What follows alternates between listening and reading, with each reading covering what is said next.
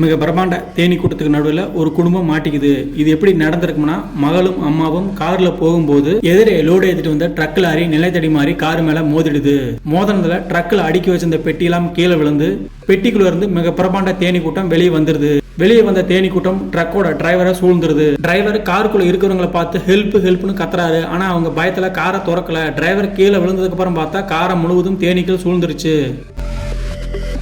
உடனே ஹெல்ப் கேட்டு ஃபயர் சர்வீஸுக்கு ஃபோன் பண்ணுறாங்க. ஆனால் ஃபயர் சர்வீஸ் வரதுக்குள்ள காரோட ஏசி விண்டோ வழியாக தேனீக்கள் எல்லாம் உள்ள வந்துடுது. காரை எடுத்து ஓட்ட முடியாத அளவுக்கு கண்ணாடி டோரை தேனீக்கள் மறைச்சிடுச்சு.